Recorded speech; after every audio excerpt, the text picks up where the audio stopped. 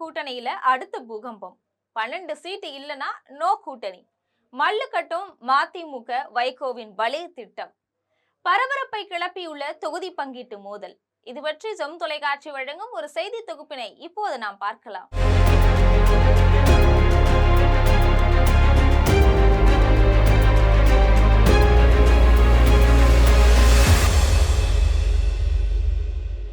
அரசியல் களம் 2026 சட்டமன்ற தேர்தலை நோக்கி சூடுபிடிக்க தொடங்கி இருக்கு. குறிப்பா திமுக கூட்டணியில இடம் பெற்றிருக்கக்கூடிய கட்சிகள் தங்களுக்கு உரிய இடங்கள்ல பெறத இப்பவே காய்களை நகர்த்த தொடங்கி இருக்கு. இதுல பம்பரம் கட்சியான மதிமுக திமுகவுக்கு ஒரு பெரிய செக்கு வைத்திருக்கிறதா தகவல் வெளியாகி இருக்கு. திமுக கூட்டணியில இடம் பிடித்திருக்கக்கூடிய மதிமுகவுடைய வைகோ திமுக தலைமையிடம் இந்த முறை 12 தொகுதிகள் கேட்கிறதா தெரியுது. சும்மா வாயால மட்டும் 12 தொகுதிகள் அப்படின்னு மதிமுக கேட்கல. துரை வைகோ முன்னின்று நடத்திய ரகசிய சர்வேல மதிமுகவுக்கு வெற்றி வாய்ப்பு பிரகாசமா இருக்கிறதா 12 இடங்களை பட்டியலிட்டு காட்டியிருக்கிறார். அந்த 12 தொகுதிகளையுமே மதிமுகவுக்கு இருக்கக்கூடிய வாக்கு வங்கியை வச்சே அந்த கட்சியோட தலைவர் வைகோ இந்த முடிவை எடுத்திருக்கிறதா தெரியுது. தினசரி நாளிதழான இந்து தமிழ் திசை சமீபத்துல வெளியிட்டு இருக்கக்கூடிய வீடியோல அடிப்படையில மதிமுகவுடைய தேர்தல் வியூகம் குறித்த சுவாரஸ்யமான அலசல் தான் இது. ஆட்சி அதிகாரத்துல பங்கு கேட்க மாட்டோம் அப்படின்னு வைகோ ஏற்கனவே திமுக தலைமை கிட்ட சொல்லிட்டாலும் தன்னுடைய கட்சியுடைய எதிர்காலத்தை கருத்துல கொண்டு இந்த முறை 12 தொகுதிகளை திமுக கிட்ட கேட்டு பெறதுல மதிமுகவினர் பிடிவாதமா இருக்கிறாங்க.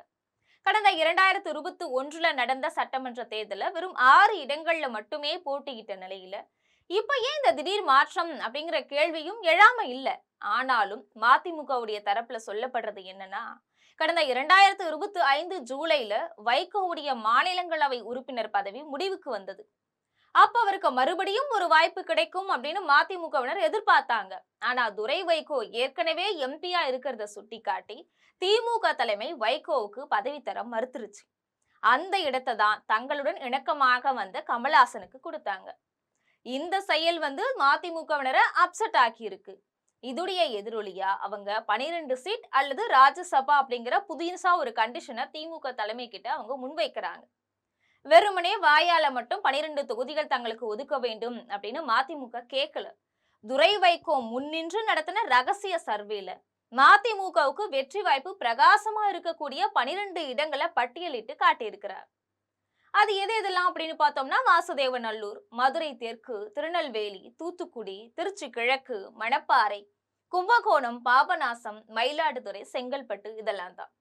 இந்த சர்வே கணிப்பே மதிமுகவுக்கு மிகப்பெரிய நம்பிக்கையை ஏற்படுத்தி கொடுத்திருக்கு. இது ஒரு பக்கம் இருந்தாலும் மதிமுக கட்சியானது தங்களுடைய கட்சிக்கான தேர்தல் ஆணையத்துடைய அங்கீகாரத்தை தக்க வைக்க வேண்டும் அப்படின்னா அதிக இடங்கள்ல போட்டியிட வேண்டியது அவசியம். இதனாலதான் மதிமுக இப்படி கேட்க தொடங்கி இருக்கு.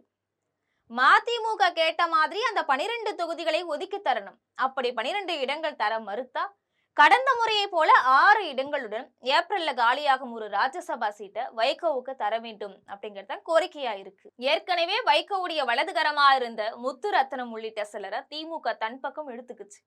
இது மதிமுகவுக்கு திமுக வைத்த செக்காவே அரசியல் வட்டாரத்துல பார்க்கப்படுது.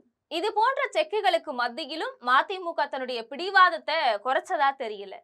ராமன் வனவாசம் போனதாலதான் பரதனுக்கு பட்டாபிஷேகம் நடந்துச்சு அப்படின்னு திமுகவை மறைமுகமா சாடின மதிமுக நிர்வாகிகள் இந்த முறை விட்டு கொடுக்க தயாராவே இல்லை. 2026 தேர்தல் களத்துல இந்த சீட்டு மல்லுக்கட்டு எங்க போய் முடிய போகுது அப்படிங்கறத பொறுத்திருந்துதான் நாம பார்க்கணும்.